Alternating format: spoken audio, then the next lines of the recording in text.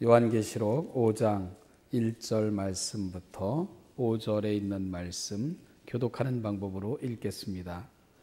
내가 보매 보좌에 앉으신 이의 오른손에 두루마리가 있으니 안팎으로 썼고 7인으로 봉하였더라.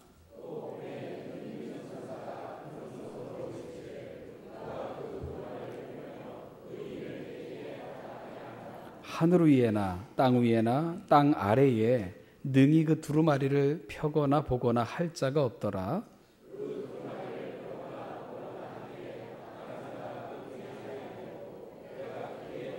같이 읽죠. 장로 중에 한 사람이 내게 말하되 울지 말라. 유대 지파의 사자 다윗의 뿌리가 이겼으니 그 두루마리와 그 7인을 떼시리라 하더라. 아멘. 눈물에는 여러 가지 의미가 있는 것 같습니다. 또 여러 종류의 눈물도 있고요. 기쁨의 눈물, 슬픔의 눈물, 그리고 왠지 모르게 흐르는 눈물, 그런가 하면 또 흐느낌, 읍소, 절규, 울부짖음, 이런 것들이 전부 눈물을 매개체로 사용되는 표현들이지요.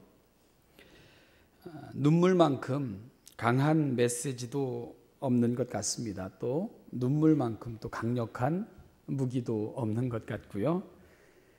여자의 울음은 가슴을 멍들게 하고 남자의 울음은 가슴을 저리게 만듭니다. 참 눈물은 강한 힘을 가지고 있는 것 같습니다. 성경은 눈물이 참 많은 책입니다. 책이 눈물이 많다는 표현이 좀 이상하지만 성경을 읽고 있으면 흥건히 흐르는 눈물을 보게 됩니다. 또한 성경에 나타나는 사람들은 참 눈물이 많은 사람들입니다. 다윗은 울보였습니다.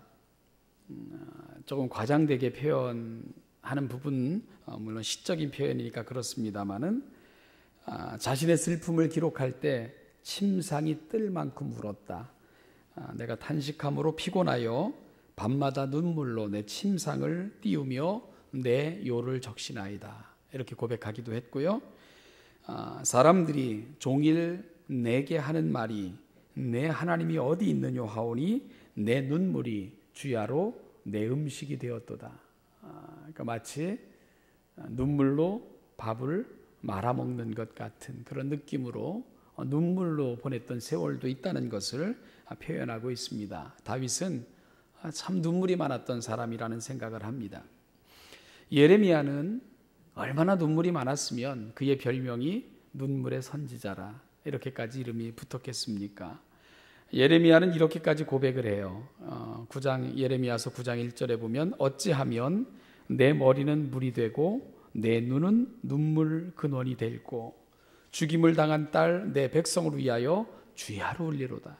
그러니까 낮이나 밤이나 그치지 않는 눈물, 하염없이 흘러내리는 눈물을 예레미야는 그렇게 표현하고 있는 것입니다. 그런 눈물의 선지자라는 별명이 붙었죠.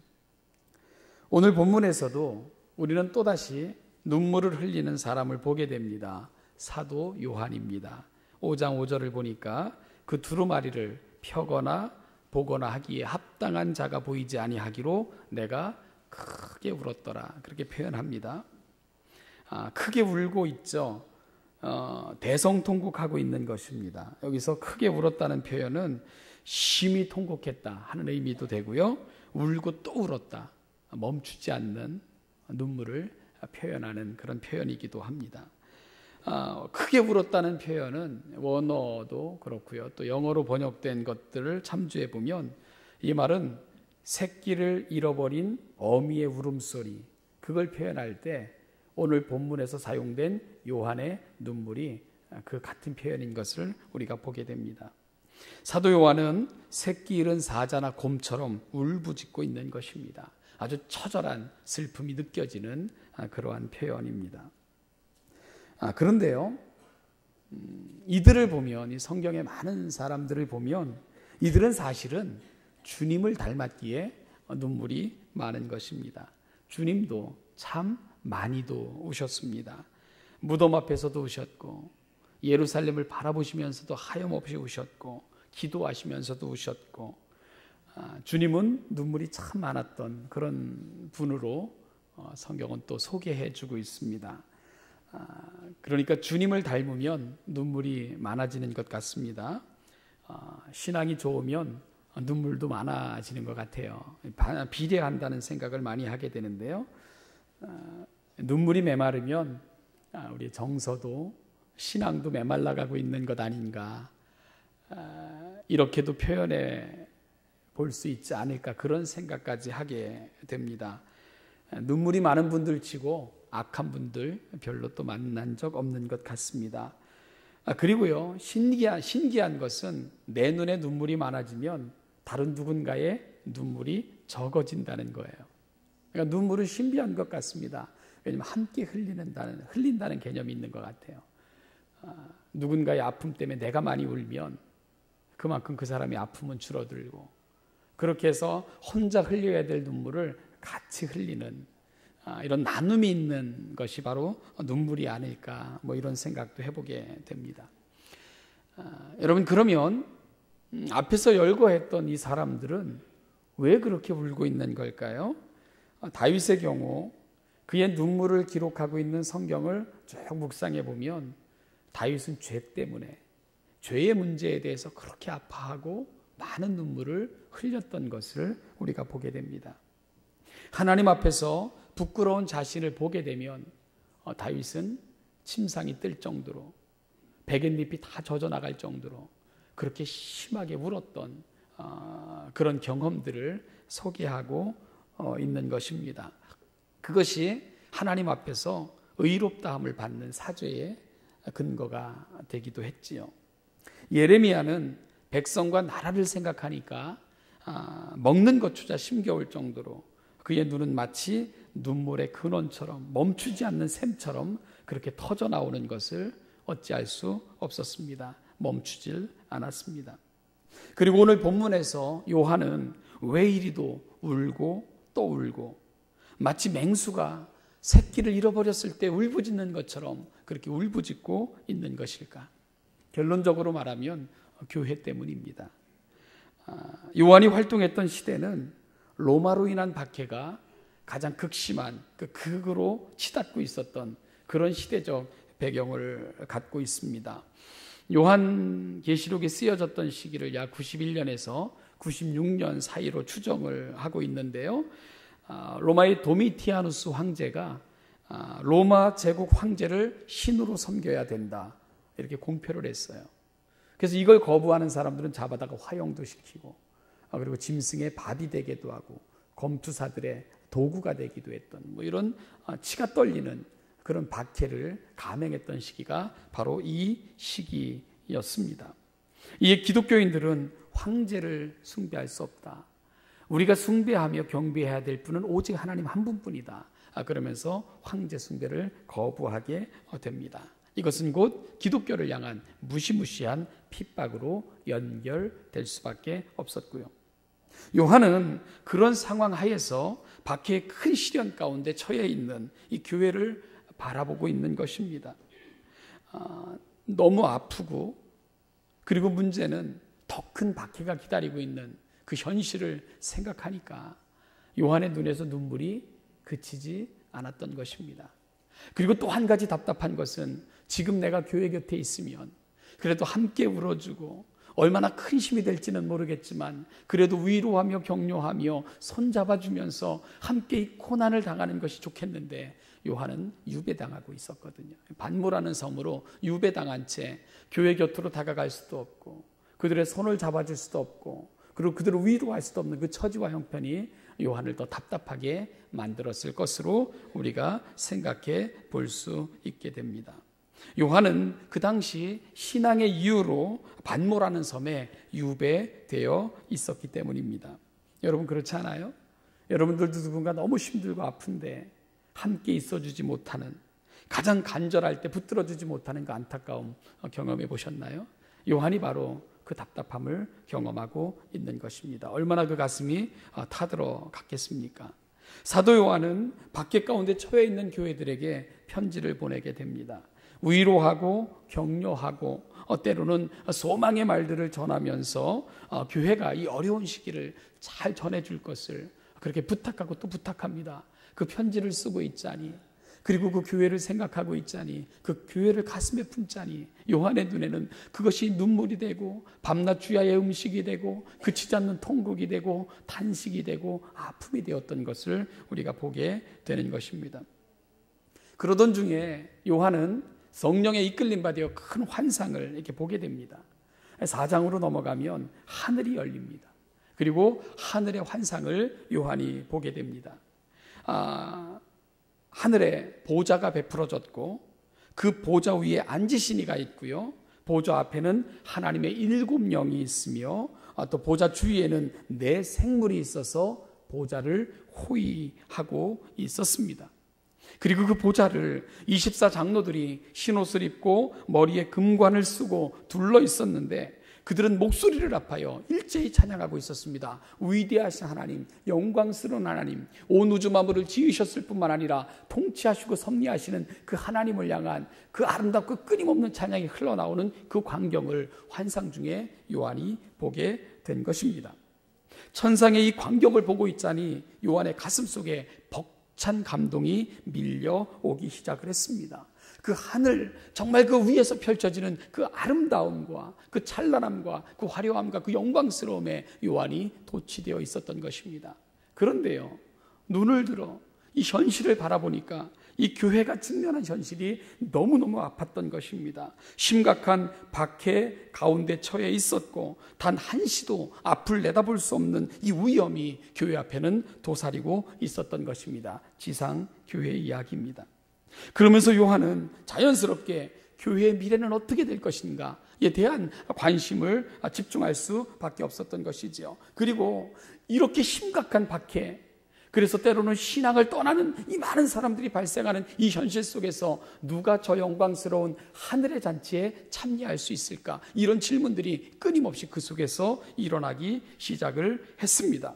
요한은 눈을 들어 그 답을 하늘에서 찾을 수 있을까? 보좌를 바라봅니다. 그런데요, 그 하늘에 펼쳐진 보좌에 앉으신 이의 오른손에 두루마리가 있는데 안팎으로 글이 쓰여져 있었습니다. 순간 요한은 큰 기대를 하게 되는 것입니다. 그래, 저 두루마리에 기록된 것들만 볼 수 있다면 그러면 교회의 미래, 궁극적인 소망에 대해서 분명히 알 수 있을 텐데 요한은 그 안팎에 쓰여진 그 글들을 읽고 싶은 간절한 열망이 그 마음속에 생기기 시작을 했습니다. 보고 싶었어요. 교회의 미래, 누가 저 영광에 참여할 수 있는지, 이 고난은 언제 끝나는지, 이 고난은 어떻게 결론질 것인지, 교회를 생각하는 요한은 그 안팎에 쓰여진 그 두루마리를 읽을 수만 있다면 그 분명한 이야기들을 성도들에게 해줄 수 있을 것만 같았습니다. 그런데 너무 실망스러웠어요. 왜냐하면 아무도 능히 하늘에 있는 자나 땅 아래에 있는 자나 땅 밑에 있는 자나 그 어느 누구도 그 두루마리를 펴거나 보기에 합당한 자가 없었기 때문에 그랬던 것입니다. 순간 요한은 절망과 탄식 속에서 울부짖을 수밖에 없었던 것입니다. 교회의 미래는 어떻게 될 것인가? 성도들은 견뎌낼 수 있을 것인가? 이 교회의 미래는 어떻게 우리에게 결론 지어질 것인가? 우리는 저 영광스러운 하늘의 잔치에 이 지상교회는 참여할 수 있을 것인가? 이런 끊임없는 질문. 여러분, 그런데 아무도 그걸 알려주지도 않고 그걸 볼 수 있을 것 같았던 두루마기는 봉인된 채 아무도 그것을 열거나 읽어줄 자가 없는 현실. 그래서 요한은 울고 있는 것입니다.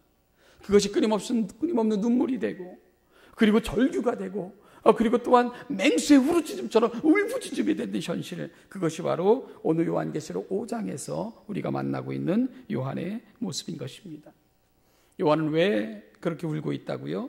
교회를 사랑함이, 성도를 사랑함이, 교회를 향한 그 걱정과 안타까움이 멈추지 않는 눈물이 되어 맹수처럼 그의 눈을 타고 그의 목소리를 통해 전달되고 있었던 것입니다. 여러분, 어찌 보면 지금 우리에게 필요한 것이 이 거룩한 눈물이 아닐까, 이런 생각을 좀 해보게 됩니다. 여러분들은 교회를 위해, 성도를 위해, 아니 그 어떤 그 누군가를 위해 이렇듯 그 맹수의 울부짖음처럼 그렇게 아파하며 탄식하며 여러분 울부가 되셨던 경험이 있으세요? 나 때문에 서러워서 억울해서가 아니라 교회 때문에, 성도 때문에, 그 누구 때문에 맹수의 울부짖음처럼 그렇게 아파하면서 그렇게 울어보셨던 그런 경험들이 여러분에겐 있는지 모르겠습니다. 요한은 지금 교회를 향해 성도를 가슴에 품었기에, 성도들을 생각하기에 그는 그치지 않는 눈물, 절규와도 부르짖는 그의 눈물이 되고 있었던 것입니다. 그럴 때 장로 중에 한 사람이 울고 있는 요한의 곁으로 다가옵니다. 그리고는 그에게 이렇게 말합니다. 울지 말라, 울지 말라.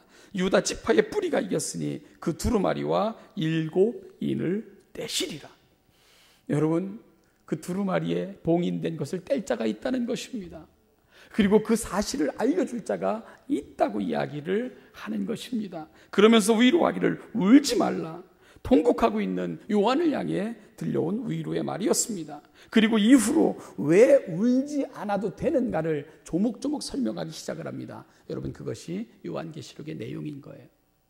그래서 요한계시록 5장 5절 이하는 바로 그 두루마리에 기록된 내용들이 펼쳐지는 이야기, 바로 그것이 요한계시록 나머지 내용이 되는 것입니다. 결국 요한계시록은 어떤 책입니까? 요한의 눈에 흐르는 눈물을 씻어주고자 기록된 책인 것을 알게 되는 것이지요.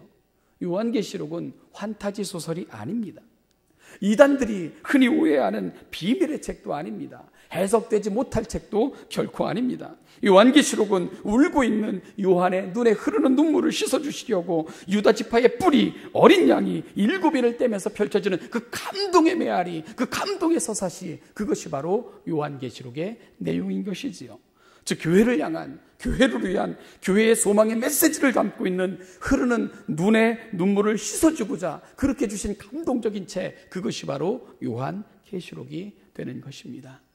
요한계시록은 고난받는 교회, 아파하는 성도들, 그리고 불확실한 미래 때문에 아파하는 성도들을 위로하고자 하는 우리 주님의 마음이 가장 가득히 담겨져 있는 책, 그것이 바로 요한계시록인 것입니다.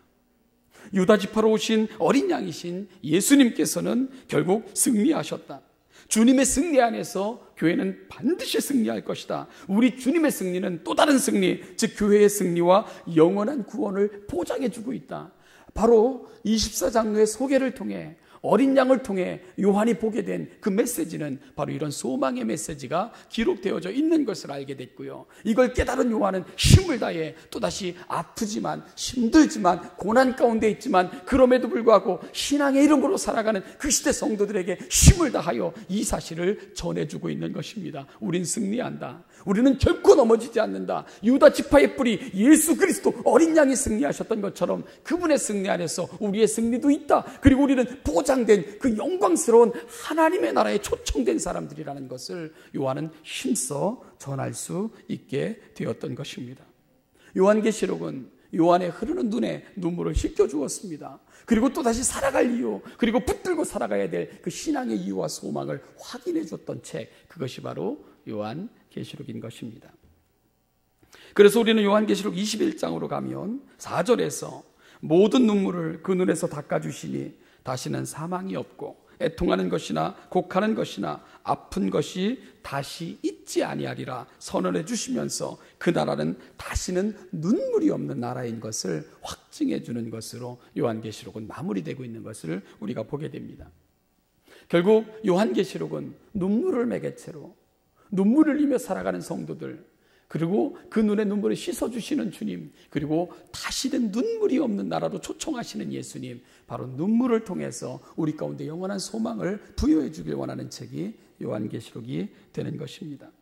요한계시록은 눈물로 시작했지만 우리 눈에 눈물을 씻어주시고 다시는 눈물이 없는 영원한 소망을 안겨주시면서 끝나는 그 메시지를 저와 여러분들에게 전해주고 있는 것입니다.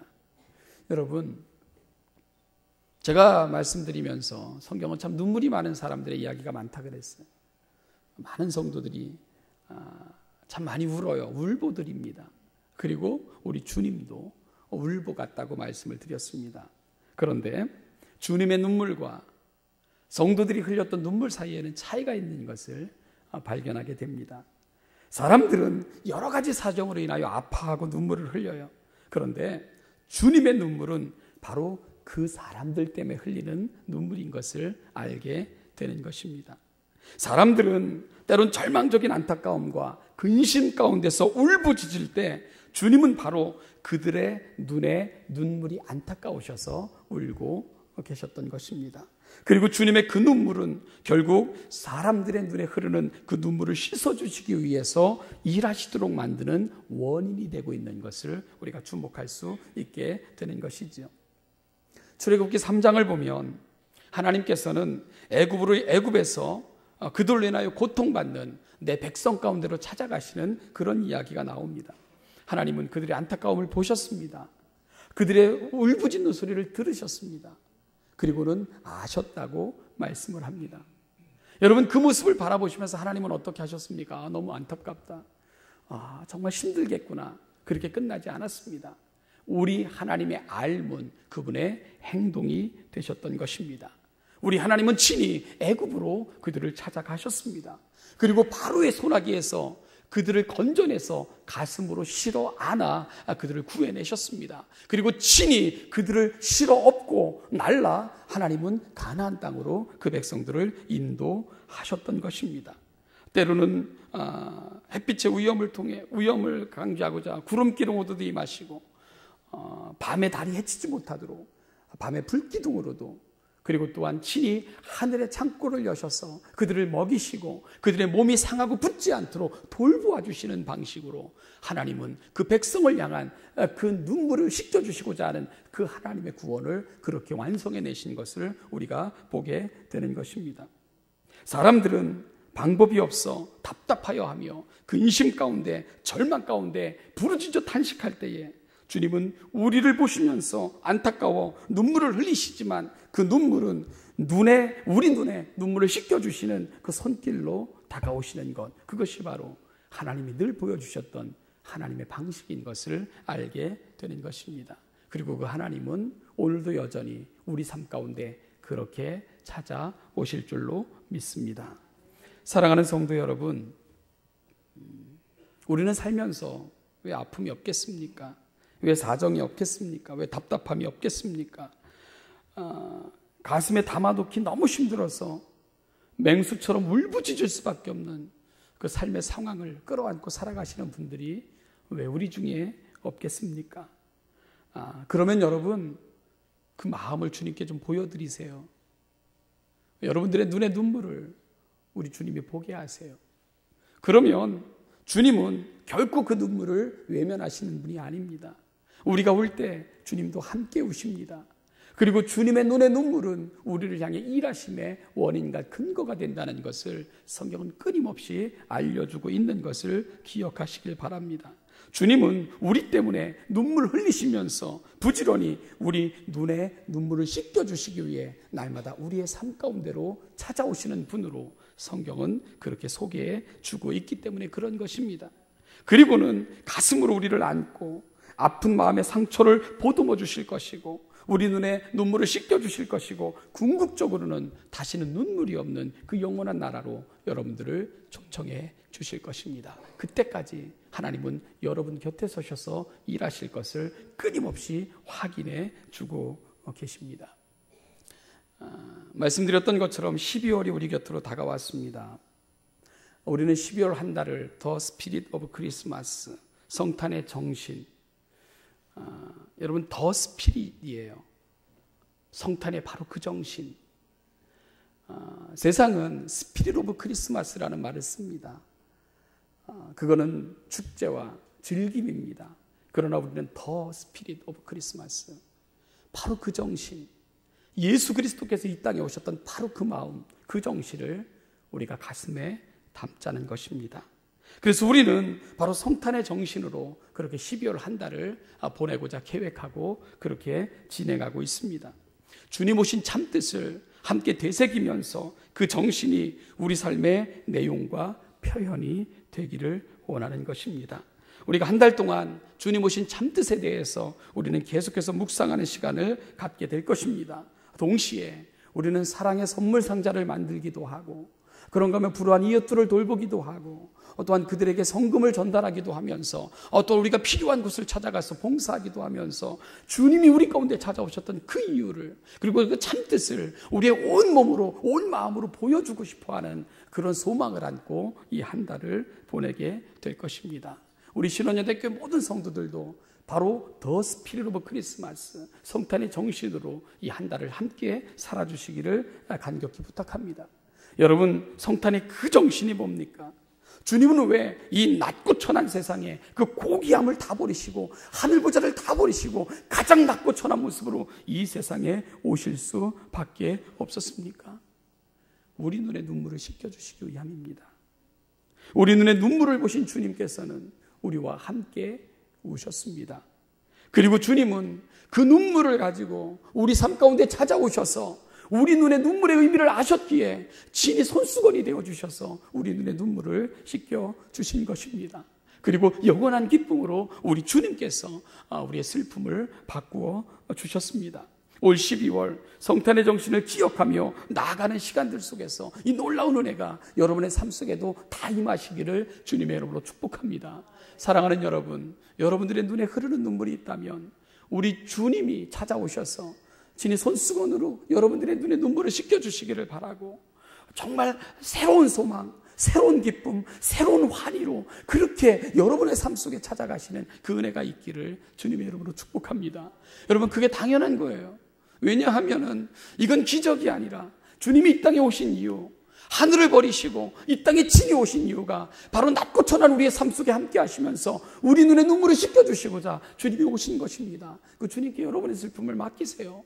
주님은 바로 그 눈에 눈물을 씻겨주시고자 우신 것이고, 그 주님의 눈물은 우리 눈에 눈물을 씻겨주시는 그 사랑으로 우리 가운데 표현된 것을 성경은 끊임없이 가르쳐주고 있습니다. 주님의 은혜가 여러분에게 임하는 것, 그것이 당연한 것임을 깨닫고 그 은혜를 꼭 누리시는 12월 한 달이 되시기를 소망합니다. 여러분, 또 한 가지가 있습니다. 여러분들도 누군가에게 손수건이 되어주시기를 부탁합니다. 주체할 수 없는 눈물이 아무런 대책 없이 흘러내릴 때 누군가 조용히 다가가서 주머니에 담겨진 손수건을 꺼내 건네주면서 눈물 닦으세요. 여러분, 그런 따뜻함으로 눈물 흘리는 누군가에게 우리도 찾아가는 그런 12월이 됐으면 좋겠습니다. 그래서 여러분 주머니 속에 담겨져 있는 손수건이 다른 사람의 눈에 눈물을 씻겨주는 도구가 되고, 여러분의 손잡아줌이 누군가에게 따뜻한 체온이 되고, 그렇게 주님 오신 참뜻, 내가 받은 은혜가 이런 것이라는 것을 함께 보여줄 수 있는 그런 성숙함으로 이 한 달을 보낼 수 있는 우리 신원예담교회가 될 수 있기를 간절히 소망합니다. 다시 한번 남은 한 달, 올 12월은 그 성탄의 정신을 함께 누리고 나누시는 복된 한 달이 되시기를 주님의 이름으로 축복합니다. 기도하겠습니다. 하나님 아버지, 그 성탄의 참 정신을 우리가 기억합니다. 우리에게 독생자 예수 그리스도를 보내주시면서까지 확인해 주셨던 그 사랑, 우리가 받았고 누리고 있고 또 누릴 것을 알기에 감사합니다. 이제는 하나님, 우리가 받은 은혜가 또 다른 누군가에게 은혜가 되고, 우리 눈에 눈물을 씻겨주셨던 그 주님의 사랑으로 누군가의 눈에 눈물을 씻겨주는 손수건과 같은 인생이 될 수 있는 우리 신원예담교회 모든 성도들이 되게 하여 주시옵소서. 주님의 눈물의 의미를 알고 주님의 눈물을 함께 공유하며 그 주님의 눈물이 우리를 향한 거룩한 사랑이 됐던 것처럼 우리 역시 이 아름다움을 함께 만들어가는 아름다운 공동체가 될 수 있도록 은혜 위에 은혜를 더하여 주시옵소서. 감사드리며 예수님의 이름으로 기도하옵나이다. 이 땅에 오셔서 우리 눈의 눈물을 씻어주시고 우리의 영원한 소망이 되신 우리 주 예수 그리스도의 은혜와 그 아들 안에서 하늘의 아름다움을 이 땅의 기쁨이 되게 하셨던 우리 아버지 하나님의 은총과 오늘도 그 은혜가 우리의 은혜 되게 하시고자 우리 삶 가운데 가장 낮은 우리의 삶의 초소까지 찾아오시는 성령 하나님의 은혜가, 오늘 우리의 눈에 눈물을 씻겨주시는 하나님의 은혜가 임하는 인생, 그렇게 받은 은혜가 또 다른 누군가에게 은혜가 되어주는 인생, 그 인생을 꿈꾸며 12회를 맞이한 우리 신원예담교회 모든 성도들과 그 사랑하는 성도들의 가정과 그들의 가족과 그들의 미래와 소망 위에 이제부터 영원까지, 그 영원까지 함께 하시기를 축원하옵나이다. 아멘.